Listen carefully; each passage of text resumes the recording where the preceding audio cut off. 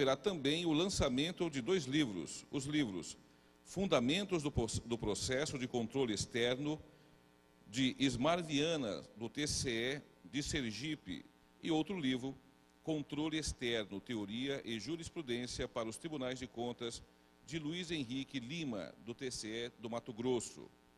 E mais, amanhã nós temos alguns eventos bem interessantes.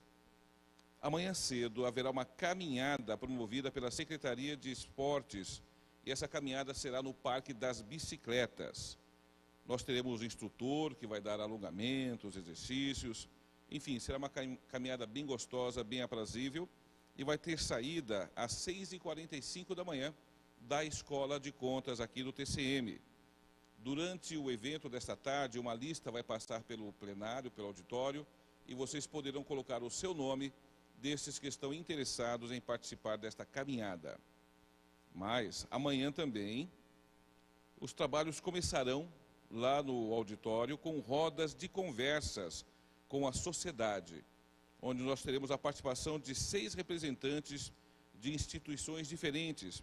Teremos representantes da mídia, como Kennedy Alencar, da CBN, de universidade, onde vamos ter o professor Tomás Barbosa, da FGV de São Paulo, organização da sociedade com Caio Magri, conselhos de gestão, teremos Leandro Oliveira, organização mundial com Adriana Alvarenga e movimento social com Raimundo Bonfim.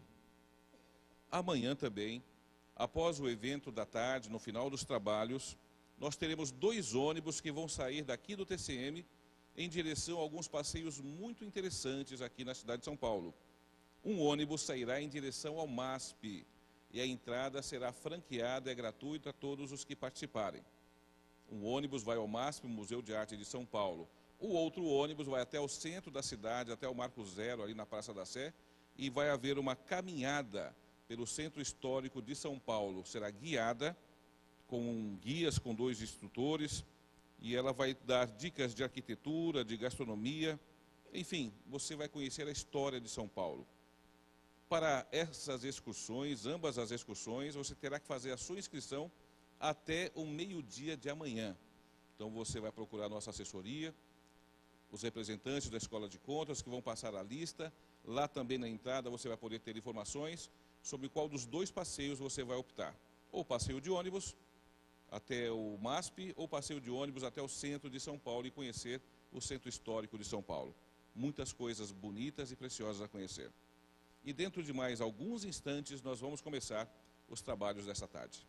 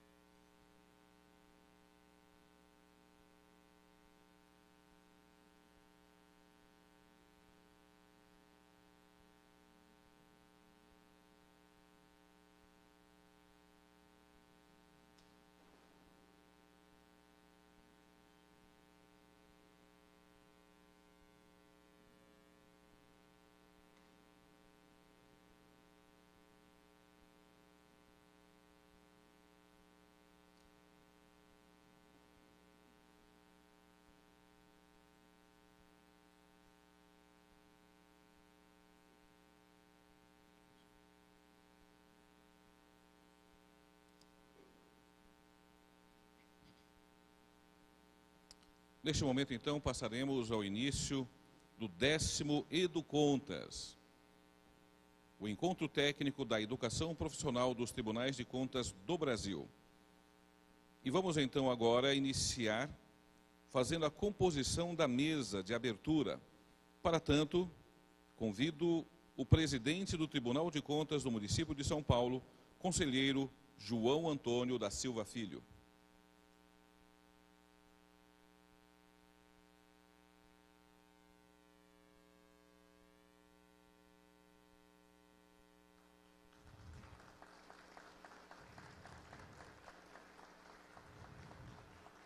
Convidamos também o presidente do Instituto Rui Barbosa, conselheiro Ivan Lelis Bonilha. Presidente da Associação dos Membros do Tribunais de Contas do Brasil, conselheiro Dr. Fábio Túlio Filgueiras Nogueira. Presidente do Conselho Nacional de Presidentes dos Tribunais de Contas, conselheiro Dr. Edilson de Souza Silva.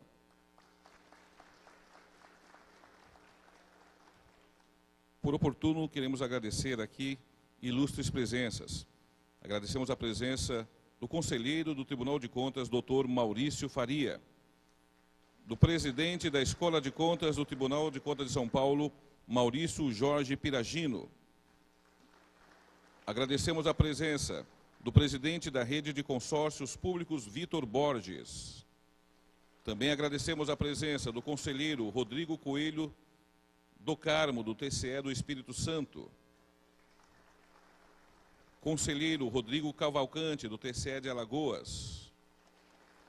Conselheira Doris de Miranda Coutinho, do TCE de Tocantins.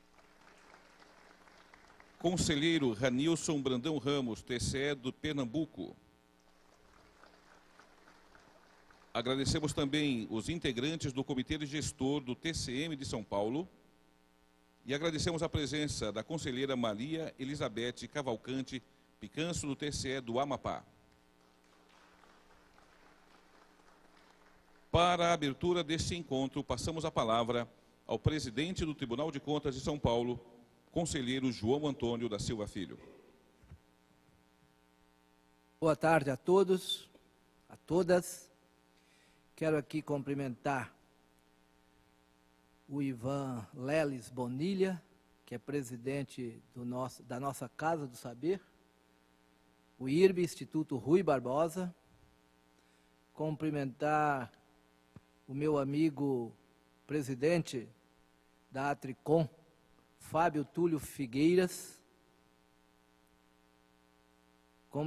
cumprimentar o presidente do Conselho Nacional de Presidentes de Tribunais de Contas do Brasil, o Edilson Silva, cumprimentar o meu colega, que também é o conselheiro presidente da Escola de Gestão e Contas Públicas do Tribunal de Contas de São Paulo, o conselheiro Maurício Faria, que está ali, à minha esquerda, o Maurício Piragino, que é o nosso diretor da Escola de Contas, de Gestão e Contas Públicas do município de São Paulo, cumprimentar a Doris, conselheira Doris Tocantins, que não mediu esforços e sempre esteve aqui. Sem ela, este evento provavelmente não teria esse nível de participação e o conteúdo que teremos. Cumprimentar o professor, com quem admiro bastante, professor Amir Cair, seja bem-vindo, é um palestrante de hoje. Cumprimentar João Vilaverde, jornalista. Cumprimentar todos os conselheiros, todas as conselheiras, os presidentes presentes. Nós estávamos no almoço aqui do lado, mas para ganhar tempo viemos à frente. Daqui a pouco todos os presidentes de tribunais de contas que participaram pela manhã conosco da reunião do Colégio de Presidentes estarão aqui presentes também. Quero saudar a todos e a todas, destacando que este 10º encontro 10º Educontas tem um significado especial. Em primeiro lugar, trata-se de um evento que organiza o conjunto das escolas de contas dos diversos tribunais do país. E nós sabemos exatamente o que isso significa para o sistema e para o país. Por duas razões. A primeira delas é que nós entendemos que democracia qualificada, Estado democrático de direito qualificado, pressupõe a democratização do conhecimento. Sem a democratização do saber, não teremos Estado democrático de direito qualificado. Então, essa é uma primeira razão da importância desse encontro. Claro, democracia pressupõe muita gente participando das decisões. Agora, democracia qualificada pressupõe muita gente sabendo o que quer, participando das decisões. E é disso que se trata, os desafios das escolas de contas. Ajudar na distribuição do conhecimento neste país. Mas tem um outro elemento da mais alta importância para este encontro. Nós sabemos que os tribunais de contas, como instituição de Estado, cada vez mais ganha importância no cenário da República, contribuindo para que políticas públicas acertadas possam dialogar com o tempo, possa se constituir como atividades públicas perenes. E os tribunais de contas, como instituição de Estado, têm um papel fundamental nessa missão. E a janela para a sociedade, pelo menos aqui no município assim nós adotamos, são as escolas de contas. Então, eu quero, para não me alongar, até porque tem outros colegas que vão falar, dizer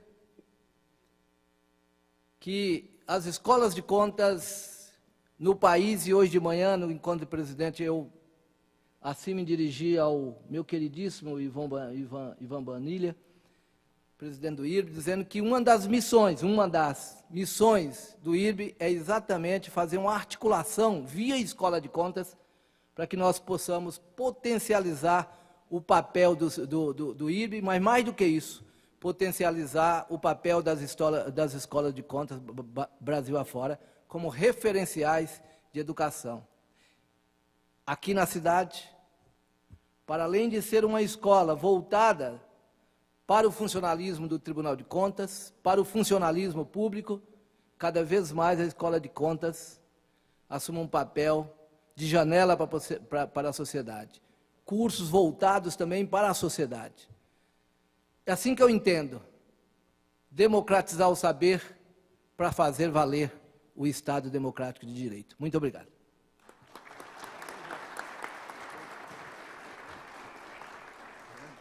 Passamos agora a palavra ao presidente do Instituto Rui Barbosa, conselheiro Ivan Bonilha.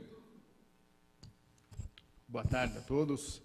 É com muita satisfação que nós nos encontramos aqui hoje para termos uma reunião sobre o Educontas e quero já desde o primeiro momento agradecer o empenho da Doris Coutinho, minha conterrânea, no grande trabalho que tem desenvolvido nessa área, reconhecido por todos aqui, e dizer que há uma coincidência, professor Amir Cair.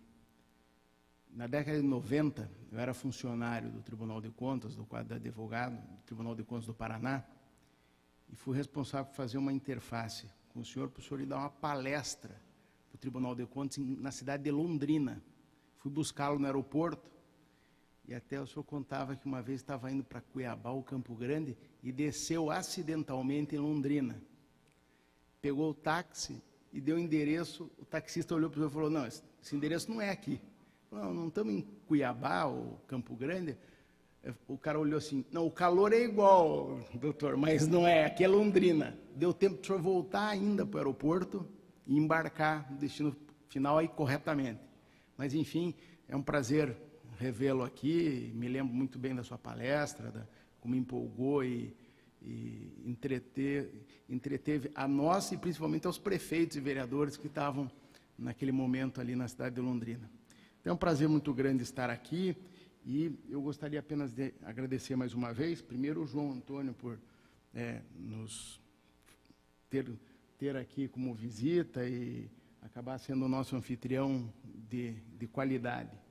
E ao Edilson, que é um verdadeiro organizador das reuniões dos tribunais de contas e consegue, com qualidade e objetividade, tratar do grande plexo de assunto que a gente acaba decidindo. E o Fábio, que tem sido aqui o melhor parceiro que eu poderia encontrar para me escorar nas minhas atividades e para capitanearmos a nós todos nas nossas múltiplas decisões e conflitos e batalhas que temos pela frente.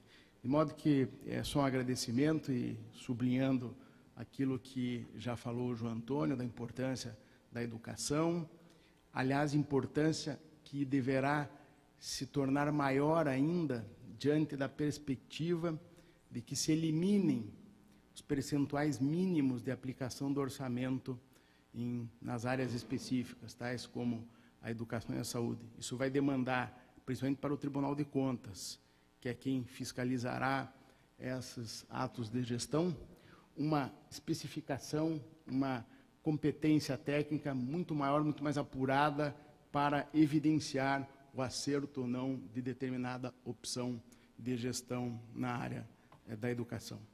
Muito obrigado.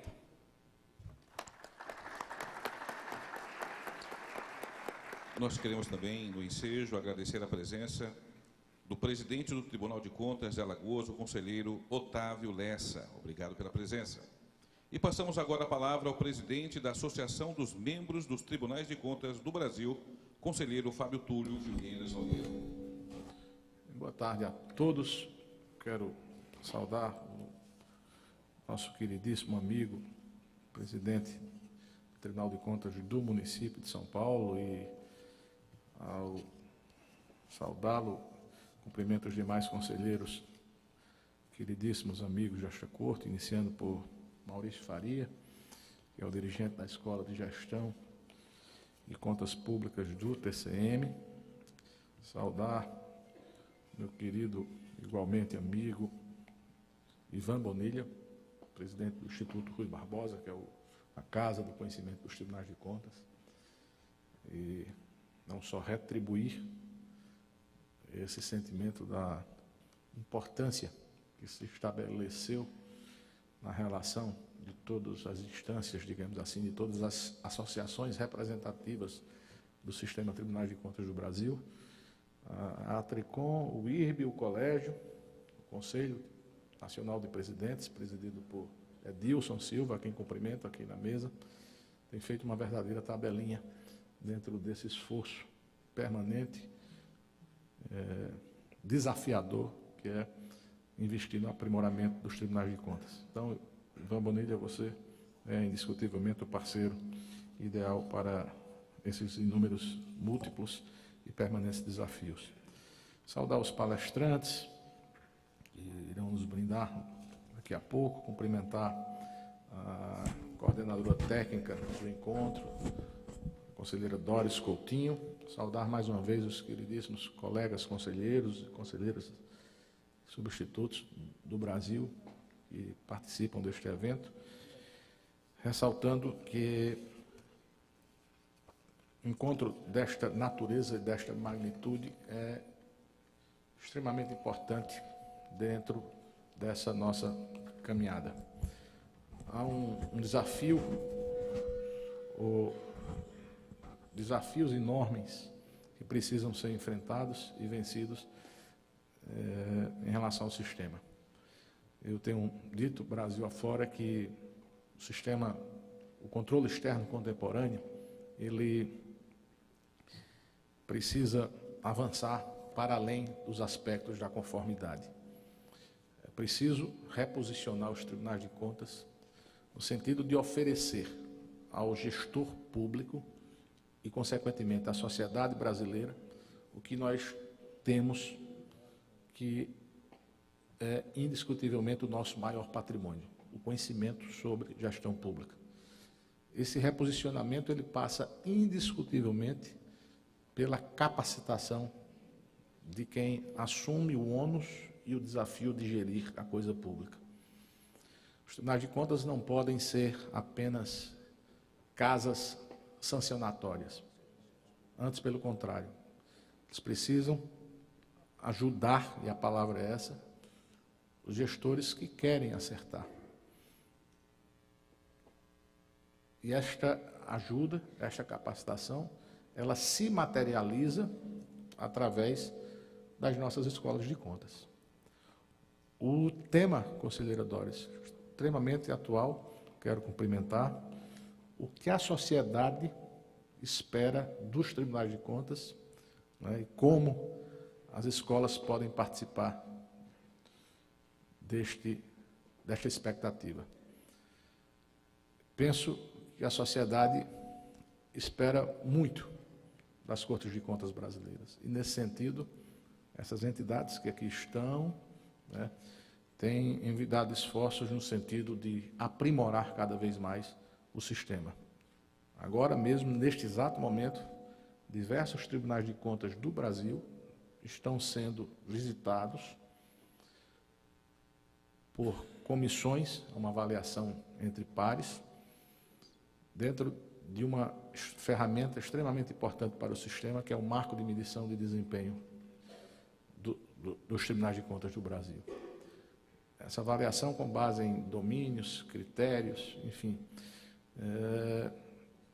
avalia se, neste ciclo, se a nossa atuação tem, de fato, repercussão positiva junto à sociedade brasileira. Percebam a sinergia entre o tema deste encontro e os desafios dos tribunais de contas.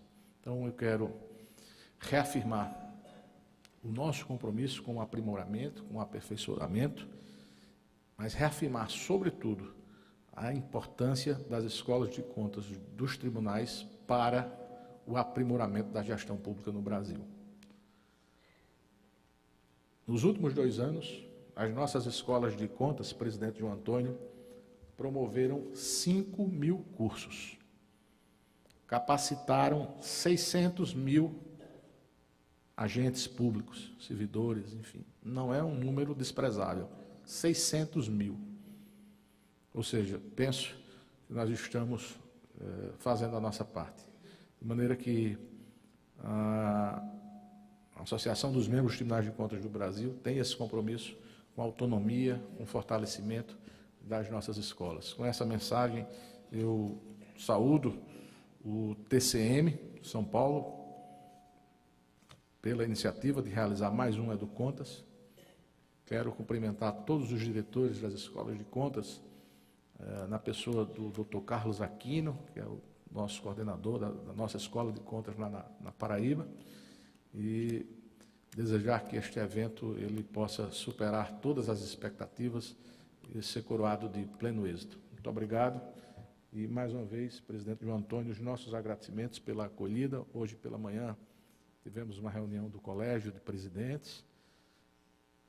Teremos o Educontas nesses dias e na quinta-feira encerraremos a programação com a reunião da diretoria da Atricom. Então, muito obrigado mais uma vez ao TCM de São Paulo por abrir as suas portas e nos receber de forma tão acolhedora. Muito obrigado a todos.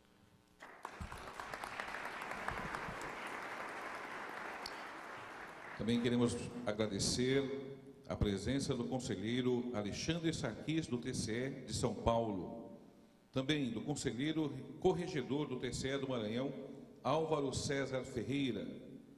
E do conselheiro Moisés Maciel, do TCE do Mato Grosso. Gratidão pela presença. E agora passamos a palavra ao presidente do Conselho Nacional de Presidentes dos Tribunais de Contas, o conselheiro Edilson de Souza Silva. Boa tarde a todos. Gostaria de, primeiramente, saudar e cumprimentar Sua Excelência, o presidente do Tribunal de Contas do município de São Paulo, nosso amigo, conselheiro João Antônio, e brindar com ele e o presidente do IRB, Ivan Bonilha, e o presidente da Atricom, conselheiro Fábio Túlio Nogueira, a iniciativa extraordinária de realizar este evento. Olho daqui e, apesar de estar sem óculos, mas vejo o sorriso alegre no rosto da querida amiga Doris, a quem tem coordenado, como disse o presidente João Antônio, esse importantíssimo evento. Tivemos, como disse aqui, um evento pela manhã dos senhores e senhoras presidentes dos tribunais de contas aqui, que integram o Conselho Nacional dos Presidentes dos Tribunais de Contas do Brasil. Instância e colegiado de tamanha importância em que se define os rumos e destinos das nossas cortes de contas. E o mais importante que isso é estarem todos aqui participando desse evento, presidente João Antônio, em que eu concordo em número, grau e gênero quando o presidente João Antônio afirma da importância, da essencialidade da formação e difusão do conhecimento. É através da educação, do conhecimento, que nós mudamos o modelo mental de todos nós brasileiros, né? E passamos a avaliar e a mensurar melhor as coisas. Então, eu sou um entusiasta da educação, porque através dela nós vamos mudar esse país. Já mudamos bastante, mas precisamos avançar, porque navegar é preciso. E o tema desse encontro da EduContas é de tamanha relevância e guarda pertinência com que o país está a se contorcer todo aí em busca de um único resultado. Um Estado brasileiro econômico e eficiente e eficaz na realização das políticas públicas. E os tribunais de contas, o que a sociedade espera deles? Que eles não só façam a aferição, o acompanhamento da boa e regular aplicação dos recursos públicos.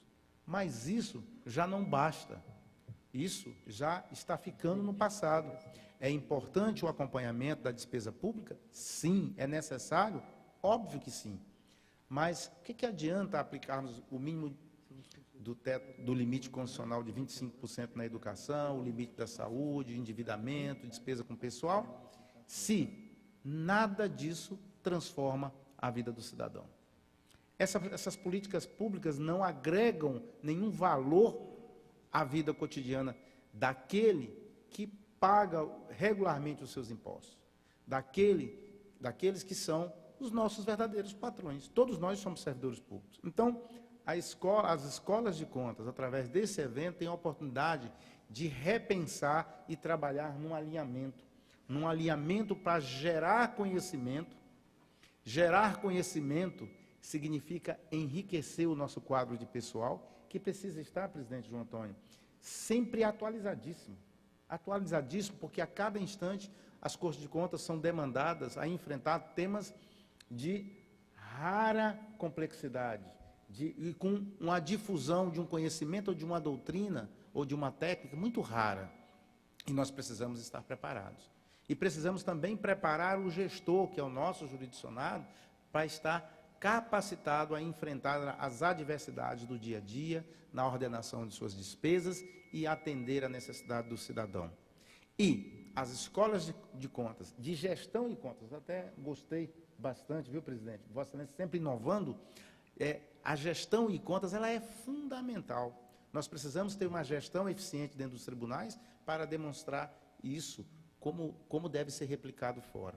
Então, eu penso que o que se espera dos tribunais de contas hoje é o acompanhamento da boa e regular aplicação dos recursos públicos, mas isso qualificado com o monitoramento, a avaliação das políticas públicas, para gerar conhecimento para aquela tomada de decisão do gestor. Quando você tem conhecimento, você difunde esse conhecimento, através dele você pode conhecer os indicadores, conhecer melhor aquela política pública e saber se ela está alcançando o resultado esperado. Se não, que se possa fazer adequações. E só se consegue fazer isso quando nós temos conhecimento, temos alinhamentos de procedimentos. Então, eu penso que este evento, ele é de tamanha importância, e a presença dos senhores e senhoras presidentes aqui demonstra isso, viu, presidente?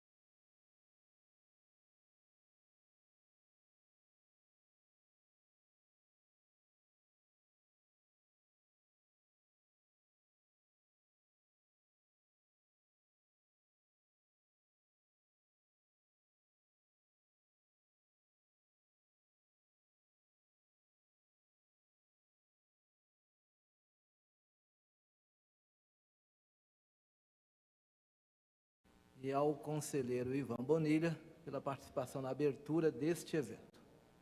Devolvo a palavra ao cerimonial.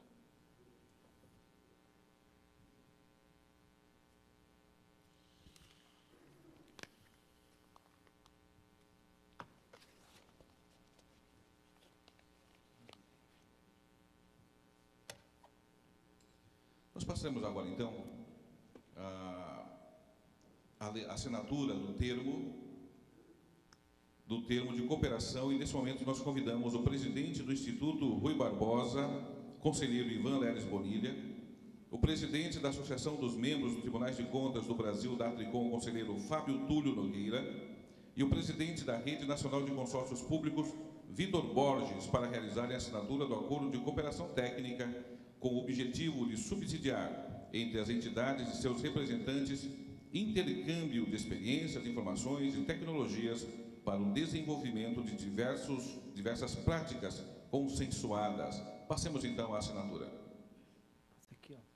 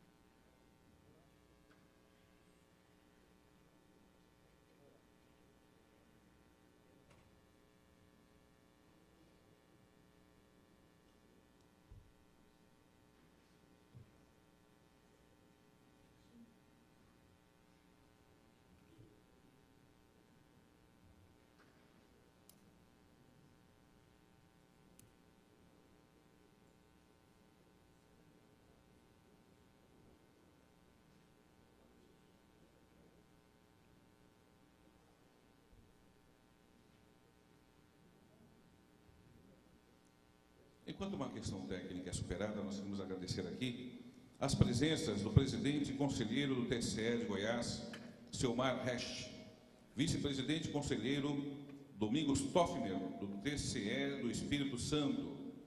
Também agradecemos a presença de Ronald Polanco Ribeiro, TCE do Acre.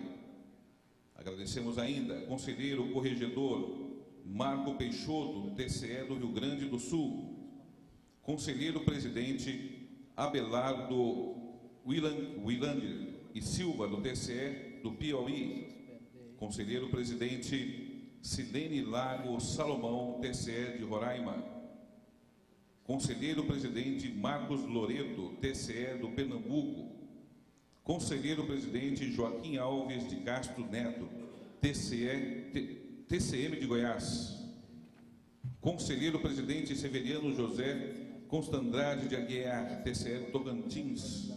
Conselheiro presidente Michel Roade Harbi, TCE do Amapá. Conselheiro presidente do TCE do Acre, Antônio Cristóvão de Messias. Conselheiro presidente do TCE de Minas Gerais, Sebastião Elvésio. O presidente do TCE do Rio Grande do Norte, Francisco Potiguar Cavalcante Júnior. O vice-presidente do TCE do Mato Grosso, Luiz Henrique Lima. E o presidente do TCE de Alagoas, Otávio Lessa de Geraldo Santos.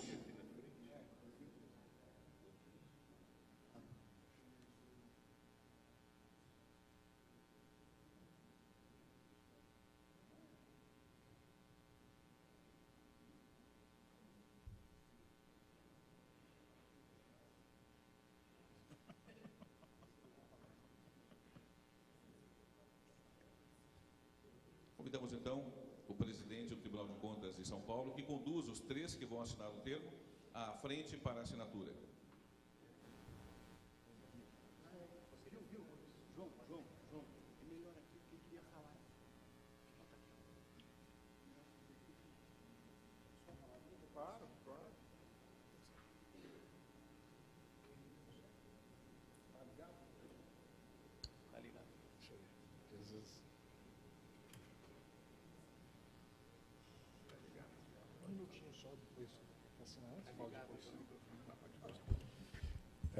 Boa tarde a todas e a todos os presentes. Cumprimentar o presidente do Tribunal de Contas do município de São Paulo, o Dr. João. Cumprimentar os presidentes aqui da Atricom, Dr. Fábio, do IB, conselheiro Bonilha, e Dr. Edilson, presidente do Conselho dos Presidentes de Tribunais de Contas dos Estados. Cumprimentar também aqui cada um dos presidentes dos Tribunais de Contas, dos seus respectivos estados, as presidentas também, cumprimentar em nome da conselheira Doris todos os conselheiros e conselheiras presentes nesse evento, todos os diretores de escolas de contas e também a todos os senhores e senhoras servidoras partícipes desse importante colóquio. A Rede Nacional de Consórcios Públicos é uma instituição que reúne atualmente 200 consórcios públicos no Brasil. Nós estamos presentes em 20 estados, portanto, da federação, e os consórcios representam em torno de 2.100 municípios, na sua grande maioria, municípios de pequeno porte. 73% dos municípios brasileiros têm menos de 20 mil habitantes. E quando nós passamos por um momento de crise, é sobretudo no município de pequeno porte que a crise é ainda mais agudizada, mais acentuada. E sabem os senhores presidentes dos colegiados aqui, seguramente todos conhecem a importância dos consórcios públicos, que em vários estados, se não fosse essa possibilidade, esse instrumento, vários municípios teriam ainda mais dificuldades até de sobrevida.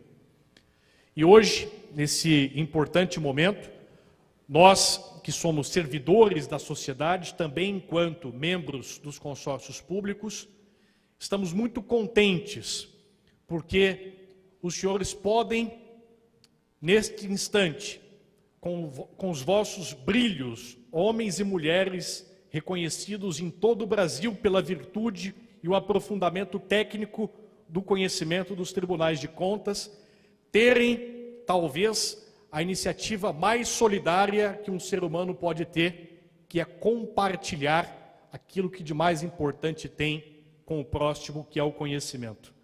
Então, presidente, parabéns por esse momento fraterno e de solidariedade, porque aquele que compartilha o conhecimento, a educação, com as pessoas que também querem o melhor para o Brasil, e digo isso em nome de todos os consórcios públicos como uma ferramenta importante para alcançar o fim precípuo, que é o bom zelo das contas públicas e das políticas públicas, presidente Edilson, com uma consecução, portanto, finalística de que nós estaremos juntos para aprimorar os consórcios junto aos tribunais de contas e também a nossa sociedade como o nosso patrão precípuo. Então, muito obrigado pela oportunidade. Para nós é um grande momento e estudaremos, trabalharemos juntos com os consórcios em todos os estados deste grande Brasil, enorme pela sua quantidade e benfazejo pela sua qualidade aqui espelhada em todos os senhores e em todas as senhoras. Muito obrigado por esse momento único e importante para os consórcios públicos do Brasil.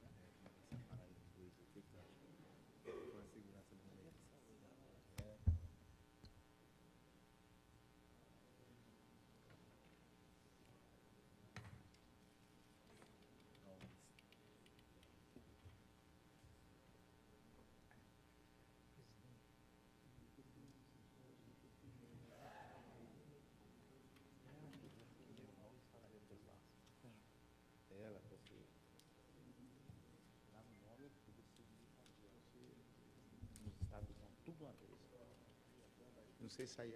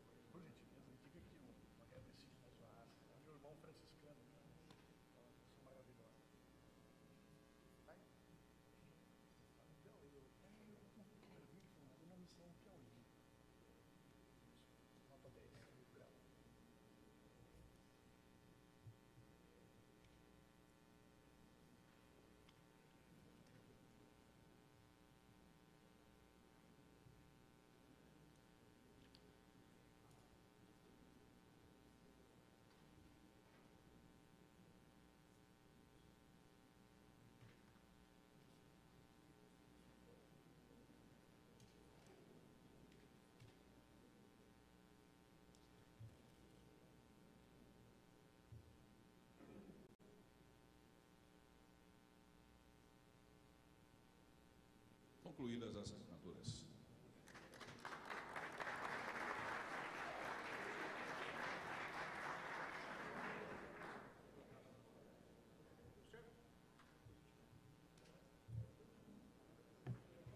Nós vamos, nesse momento, então, já foram entregues os certificados, cooperação assinada. Pedimos, então, aos ilustres que descomponham a mesa, por bondade, para darmos prosseguimento ao próximo painel. Nossa gratidão por esse momento significativo.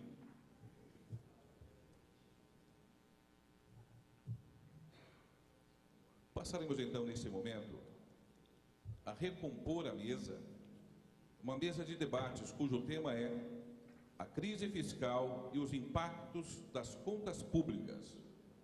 Para tanto, nós vamos agora compor a mesa com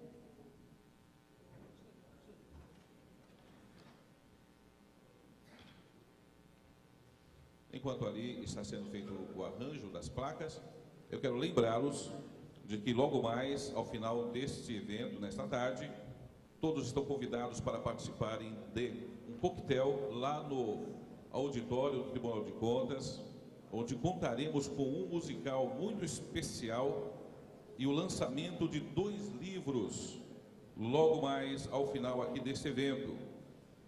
Nós teremos, portanto, o grupo musical João Rubinato, cantando a Dona Irã Barbosa, no auditório da Escola de Gestão e Contas do TCM-SP, e haverá também o lançamento dos livros Fundamentos do Processo de Controle Externo de Ismar Viana, do TCE de Sergipe, e o livro Controle Externo, Teoria e Jurisprudência para os Tribunais de Contas, de Luiz Henrique Lima, do TCE do Mato Grosso.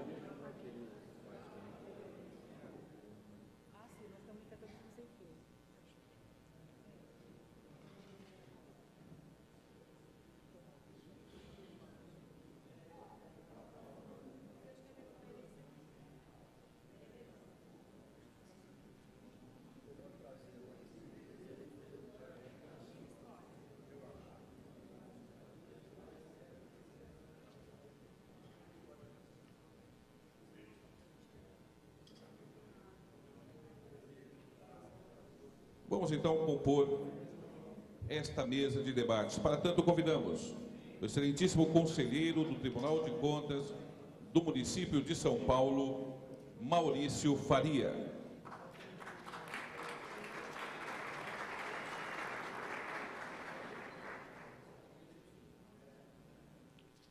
Também convidamos o engenheiro formado pelo ITA, mestre em Finanças Públicas pela FGV, secretário de Finanças da Prefeitura de São Paulo entre 89 e 92, presidente da Associação Brasileira dos Secretários de Finanças das Capitais entre 89 e 92, Amir Cair.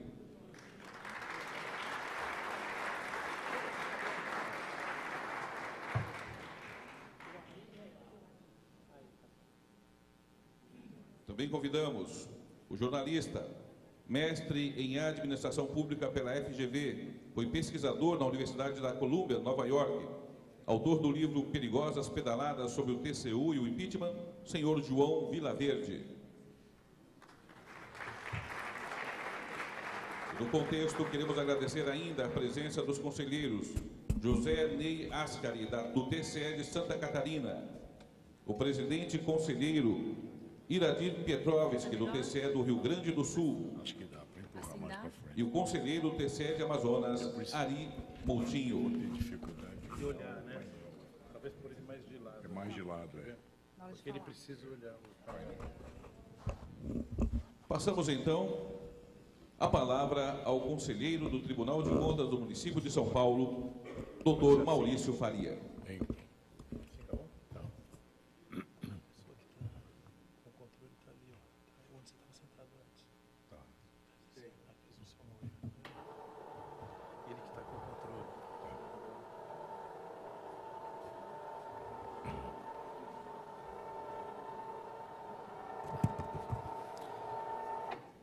Boa tarde a todas e a todos. Eu queria cumprimentar a todos, todos os conselheiros, na pessoa do conselheiro João Antônio, nosso presidente aqui, da conselheira Doris, que teve uma participação muito especial na organização desse evento. Cumprimentar o Maurício Piragibe e o Marcos Barreto, que são os dirigentes executivos da nossa Escola de Contas, que também se empenharam muito para que esse evento tivesse a formatação e a organização que está tendo. E, então, teremos agora o primeiro evento técnico que tratará da questão fiscal e a realidade das contas públicas. É um tema que desafia os tribunais de contas. Nesse ano de 2019, nós tivemos uma realidade de explicitação de dificuldades fiscais, muitas vezes agudas, de diversos entes federativos, inclusive com determinados estados da federação enfrentando dificuldades até para o pagamento do funcionalismo estadual. E é sabido que uma parcela muito grande dos municípios enfrenta desequilíbrios fiscais. Essa questão é uma questão desafiadora, porque surgiram também vozes indagando a respeito do papel dos tribunais de contas diante desse quadro. Como teria sido, então, o nosso desempenho, o desempenho dos tribunais de contas, diante dessa realidade fiscal tão aguda. Há também um panorama, que é um panorama no qual esses desafios relacionados ao equilíbrio fiscal continuam preocupando. Por quê? Porque há uma realidade da economia brasileira, todos temos acompanhado, depois de uma forte recessão, nós temos tido uma retomada econômica ainda frágil, ainda oscilante, ainda limitada e num ambiente internacional preocupante, com muitos riscos relacionados à conjuntura internacional do ponto de vista econômico. Os dados são sabidos, a guerra comercial entre China e Estados Unidos, indicadores de diminuição, desaceleração da própria economia norte-americana, indicadores também de desaceleração da economia da Alemanha com peso importante na Europa, o Brexit, os desfechos do Brexit, enfim, há um ambiente que é certa unanimidade de que é um ambiente de incertezas no cenário internacional e o Brasil com esse desafio ainda de uma retomada econômica mais vigorosa. Isso tudo afeta a realidade fiscal dos nossos entes federativos. Por quê? Porque, evidentemente, as receitas tributárias, a arrecadação tributária depende da atividade econômica. Uma parte dessa situação fiscal crítica é decorrente da recessão que atingiu a sociedade brasileira. Então, nós temos que ter esse tema como um tema central dos tribunais de contas, já estamos fazendo isso. Já há uma preocupação muito importante dos tribunais de contas de lidar com a questão fiscal de uma forma que signifique um desafio, inclusive de superação em muitos casos, de se encontrar soluções, métodos, posturas, encaminhamentos que deem conta dessa realidade, então, profundamente desafiadora. E nesse contexto nós teremos agora a fala do professor Amir Cair.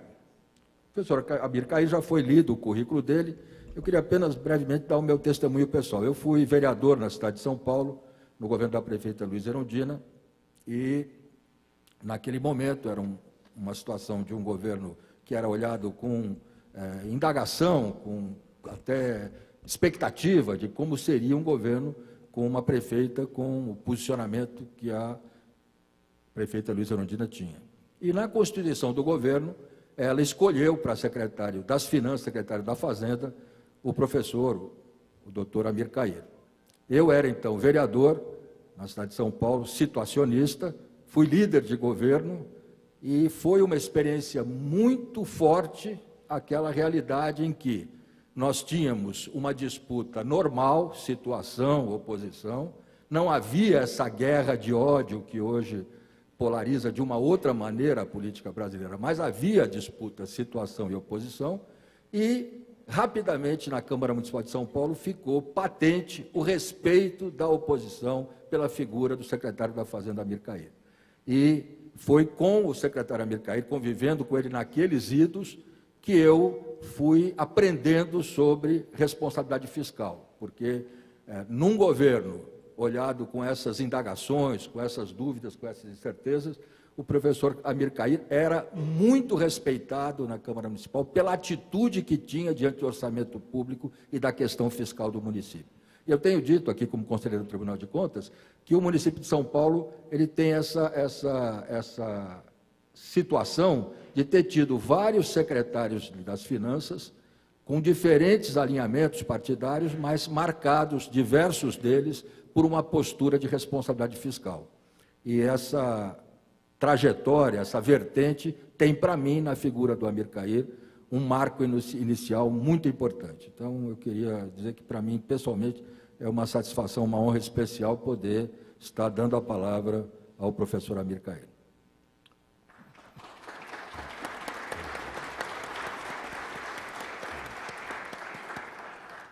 Muito obrigado, Maurício. Você é um amigo também, um grande amigo, uma pessoa que também admiro por toda a sua vida política, toda a sua participação. E eu me sinto muito honrado de poder estar participando desse importante evento. Eu conhecia muito pouco, e vou conhecer um pouco melhor essas escolas que são de extrema importância para a formação do nossa população, que ela às vezes é muito mal informada até sobre questões fiscais, e aquilo que representa para ela uma questão muito importante, porque ela depende do Estado. Quem depende do Estado tem um interesse direto que esse Estado seja eficiente, que saiba usar os recursos que vêm na sua maioria da classe média e da população de menor renda, em prol exatamente dessa população que depende do Estado. Infelizmente, muito disso não está acontecendo. E a própria discussão sobre a questão fiscal no Brasil, ela se encontra muito travada.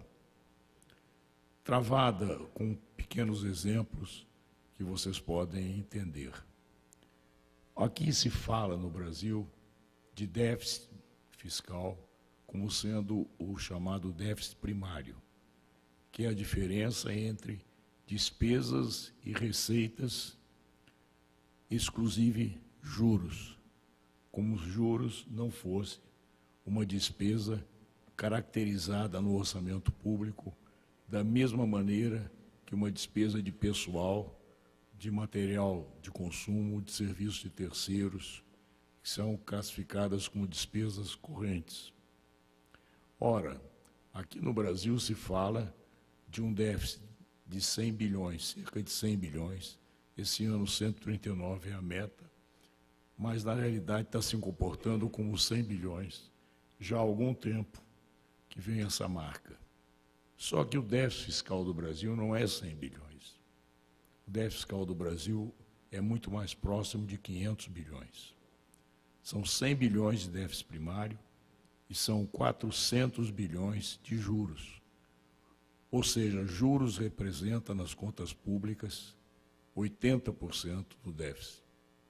Por aí se vê que a discussão ela vem sendo travada com o cobertor como se fosse totalmente curto, ou seja, ou você resolve a questão do déficit criando mais impostos, que seria um problema seríssimo, ou você reduz as despesas, que também tem um problema bastante sério do ponto de vista da demanda social.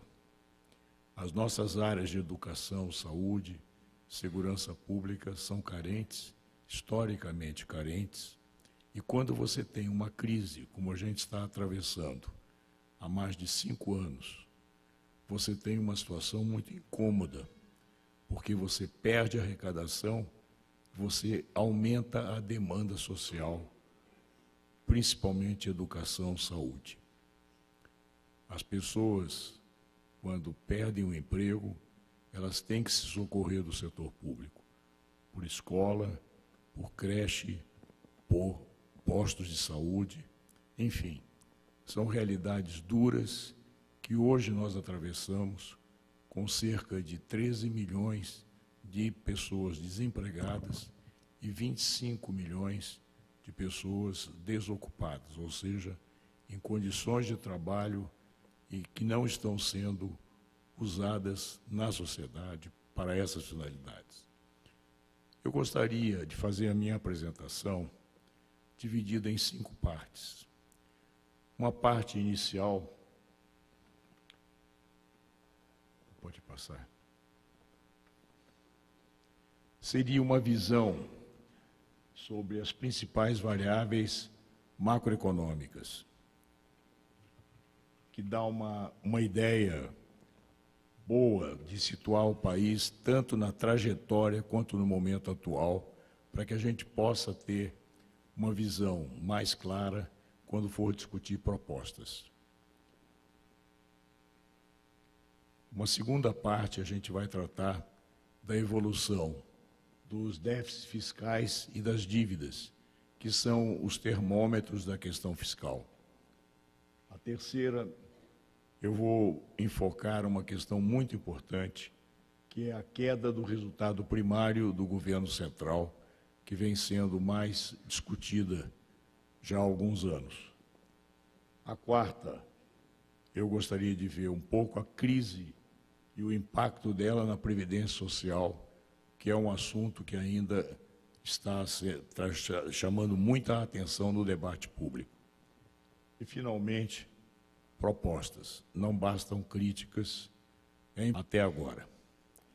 É importante a gente ter essa visão histórica para a gente ter um pouco de comparação com as, porque a gente está muito vivendo o imediato, não é?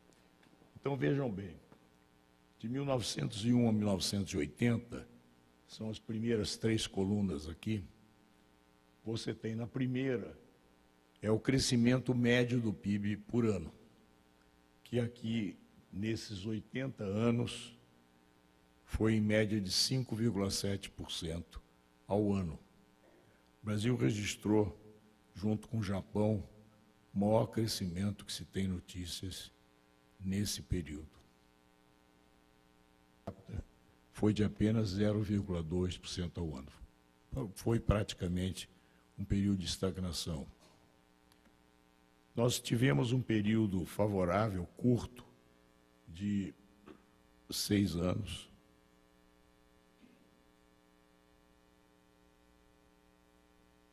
Sete anos, né? 2004 a 2010, onde o crescimento anual foi de 4,4%, população 1,1% e o crescimento per capita 3,3%. Portanto, já no padrão um pouco mais próximo do início do século. E, finalmente, onde entra a crise pesada, que vocês podem ver que nunca houve uma situação como essa que nós estamos vivendo hoje.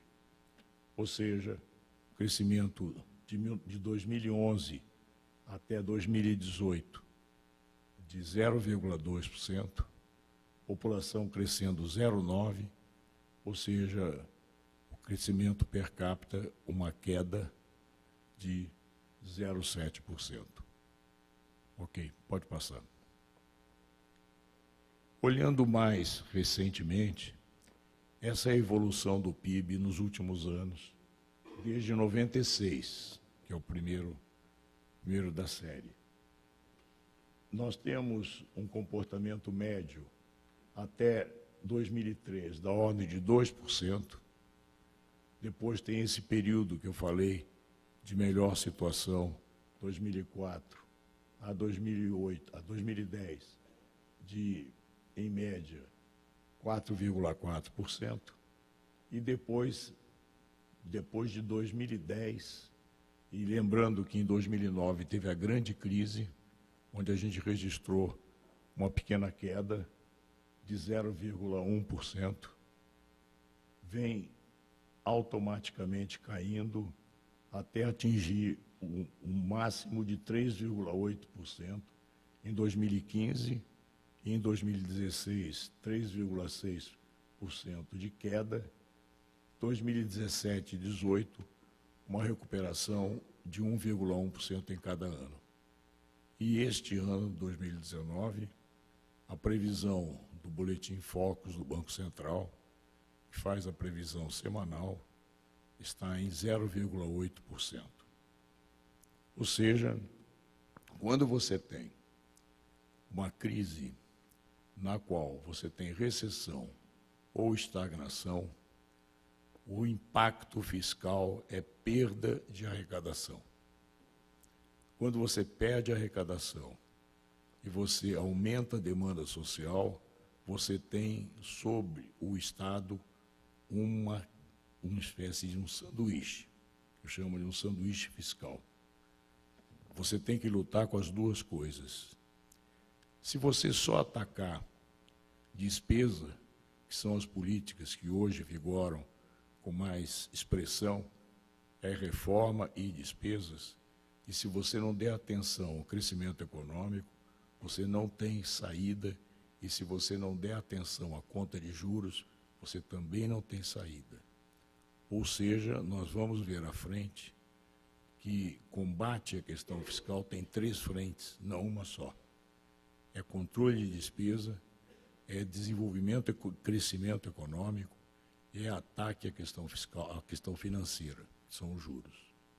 E para cada uma delas tem políticas que devem ser exercidas com competência e espírito público para que a gente possa vencer essa barreira que está muito difícil de ser enfrentada e melhorar as condições que a gente precisa. Pode passar. Aqui eu mostro apenas uma variável macro importante, que é o câmbio. O câmbio tem um efeito sobre as finanças públicas de 2 ordens. Quando você tem uma dívida em dólar, uma dívida em moeda estrangeira, que quando o câmbio sofre alterações, isso impacta diretamente as finanças públicas. E a outra, ela impacta de forma indireta, alterando a composição do fornecimento de produtos produzidos localmente ou importados. Isso altera também a distribuição de impostos através do imposto de importação, que tem um peso razoável sobre as finanças públicas e na carga tributária. Então, ela vem caindo, essa taxa de câmbio, ela compara principalmente com os Estados Unidos. Você retira a inflação dos 2 países e compara o câmbio, portanto, o chamado câmbio real. Ele veio caindo até atingir um mínimo em 2011, com um nível de 95. O nível 100 é tido como referência para ter o mesmo padrão de comparação. E atualmente ele está em 13,2, ou seja, ele ainda está baixo, do meu ponto de vista, e isso tem um impacto interessante na análise, quando depois a gente quiser ver a força competitiva do produto brasileiro e as dificuldades de concorrência. Pode passar. Aqui existe a questão mais importante, que é a Selic, a taxa básica de juros. Ela é considerada como algo que pertence exclusivamente à alçada do Banco Central para controlar a inflação. E a teoria que comanda essa questão da taxa básica é de que, se tem inflação, você sobe a taxa Selic para combater a inflação. E essa teoria eu considero ela muito perigosa, porque ela se assentou na sociedade como uma realidade, como uma coisa concreta. E só agora há pouco, através de alguns economistas, com destaque para André Lara Rezende, foi um dos pais do Plano Real, que começa a ser contestada, porque ele exatamente faz o contrário. A Selic não combate a inflação, ela sanciona a inflação. Ele vai no sentido oposto, baseado naquilo que aconteceu no mundo todo a partir da crise de 2008, do subprime dos Estados Unidos. Por quê? Porque de lá para cá, os bancos centrais na Europa, Estados Unidos, Japão, Austrália e outros países, em vez, para sair da crise, emitiram moeda, não emitiram título, emitiram moeda os bancos centrais, e com isso foram comprando os títulos que estavam no mercado e foram salvando da quebra todo o sistema financeiro. E é muito importante a gente pensar Ah, mas emitiu, e se emitiu, então vai dar inflação. Não está acontecendo isso.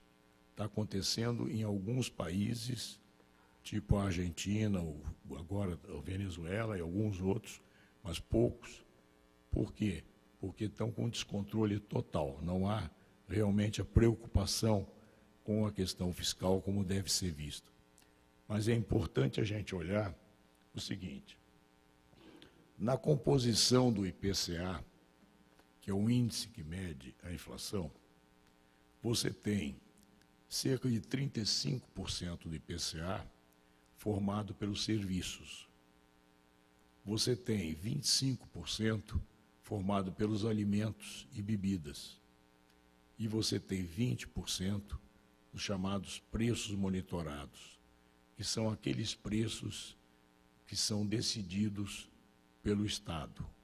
Ou seja, no caso da União, energia elétrica e comunicações. No caso dos estados, água e esgoto. E no caso das prefeituras, as tarifas do transporte coletivo. Desses 100%, 35% serviços, 20% alimentação, não são influenciadas pela Selic. E nem os preços monitorados. Só os preços que são chamados comercializáveis, que são os preços que dependem de concorrência com o produto estrangeiro. Então, esses 80% não têm influência, não passam pela porta do Banco Central. Essa é uma outra forma da gente analisar a questão da importância da Selic. Agora, a Selic influi decisivamente nos 400 bilhões a que eu me referi na conta de juros. Então, se quiser discutir a questão fiscal, tem-se que discutir a Selic. Não é só a inflação. Selic está na linha de tiro, na linha de análise, e nós temos que assumir a experiência internacional. A Selic hoje, desde 2008, nos vários países, a taxa básica está no nível da inflação, em alguns países até abaixo da inflação. Taxa real negativa. Ok, vamos em frente. Aqui é uma outra questão de juros também que eu reputo da máxima importância. É a taxa de juros ao tomador. Aqui no Brasil se discute pouco a taxa de juros ao tomador. E ela tem uma importância extraordinária. Por quê? Porque o grosso do crescimento econômico, 65% é o chamado consumo das famílias. 20% é a despesa do governo, seja o governo federal, estadual e municipal. E 15% são os investimentos. Se você quer discutir crescimento econômico, que é onde interessa a questão da arrecadação, você tem que discutir o consumo das famílias. É muito importante. E o consumo das famílias aqui no Brasil, ele tem 3 barreiras poderosas, que em muitos países não é assim. A primeira barreira é a má distribuição de renda. O Brasil é um país das piores distribuições de renda. E quando você tem uma má distribuição de renda, você ataca o próprio crescimento econômico. Uma sociedade com uma distribuição melhor da renda consome mais. Né? Segunda é a questão tributária. Você tem uma alta concentração no Brasil dos impostos sobre o consumo e menos tributação sobre renda e patrimônio, na comparação internacional. Então, o preço dos bens que você adquire, em média, se você exclui os impostos e considera 100, você vai pagar, na hora de comprar, 140. Cerca de 40 vem dessa carga de impostos. Isso eleva os preços da sociedade, elevando os preços, diminui o consumo. Tá? Diminui o poder aquisitivo. E o terceiro, que eu reputo talvez o mais importante, é o crediário. Aqui no Brasil, você tem um crediário absurdo, caríssimo. O grosso das pessoas usa um cartão de crédito. E quando você ultrapassa o limite do seu cartão de crédito, você paga taxa de juros da ordem de 300%. A realidade na América do Sul gira em torno de 20%. Aqui é 300%.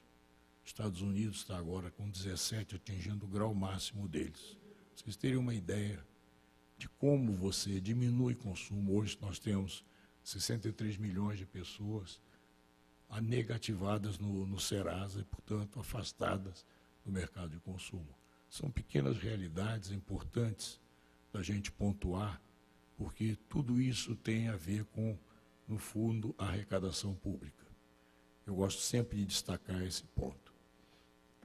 Você vê aqui como é alto ainda essa taxa média de juros ao tomador. O ano passado chegou em 130 pontos para pessoa física, que são as colunas em amarelo, e 60 para pessoa jurídica. Empresa pequena e média, com capital de giro, necessitando de capital de giro, quando está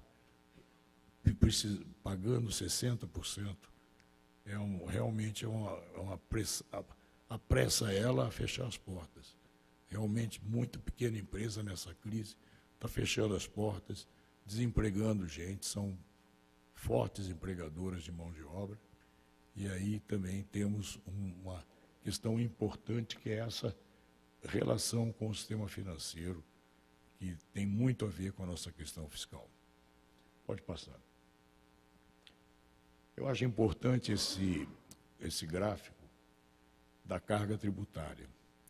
Ele vem desde 1947 e ele vinha crescendo aos poucos, estava até 1963 na faixa de 15%.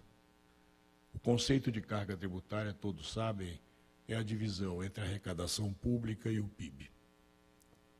Depois ele passa a subir 64 para frente e atinge 25% em 1969. E fica rodando em torno de 25% até 1999. 99 é o ano em que o Brasil teve que recorrer ao Fundo Monetário Internacional. E nós estávamos, no primeiro mandato, Fernando Henrique, com um déficit fiscal de 0,2% do PIB. E aí, no acordo para pegar o empréstimo, foi necessário aceitar os termos que exigiam um aumento da carga tributária para conseguir honrar os compromissos. Naquela época, a crise era da dívida externa. E aí eles foram subindo até atingir 31,5% do PIB em 2000.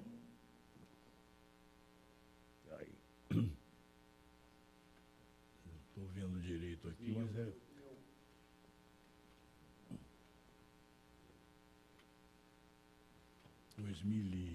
parece. 2001? Isso, 2001.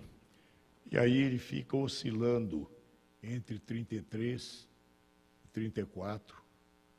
O máximo foi 33,8 e o mínimo 31,5 nesse período.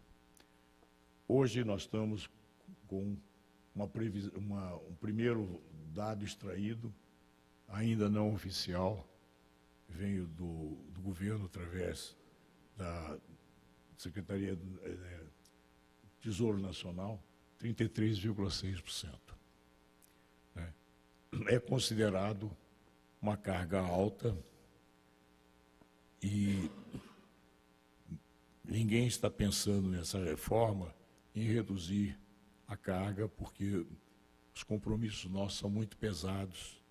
Nós temos ainda contas pesadas como a da Previdência, sem falar a Previdência dos Estados, que é muito mais complicada, e temos conta pesada de juros. Ok? Pode passar. Vamos ver agora a evolução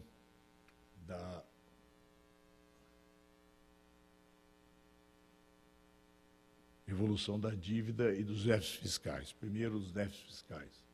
Pode passar. Essas curvas vêm desde 2002, que tem o registro oficial com a mesma metodologia, em que a parte de cima você tem o primário, o resultado primário, que era positivo, da ordem entre 2% e 4% do PIB, até 2012. Depois ele vem caindo, em 2014 ele zera praticamente, e dali para frente ele fica negativo. Você tem, é aquela pontilhada, né? Depois você tem a conta de juros, que é a tracejada aqui embaixo, bem mais negativa, bem mais forte do ponto de vista de valor absoluto do que a de juros, ou seja, do que a primária, ou seja, ela puxa para baixo o resultado. E o resultado está na curva inteirinha, né? Na linha contínua, que é essa curva em amarelo, onde o melhor resultado se deu em 2008, quando ela atingiu um déficit de 2% do PIB. E atingiu o máximo déficit em 2015 ou 2016, ela atingiu 10,2% de déficit, um valor realmente muito preocupante. Hoje ela está em torno de 7%, que é muito alto. Tá? Ou seja, depois de vir todas essas políticas que vieram através do governo Temer como tentativa de melhorar a questão fiscal, a gente pouco evoluiu. Nós estamos ainda numa situação bastante incômoda. Pode passar.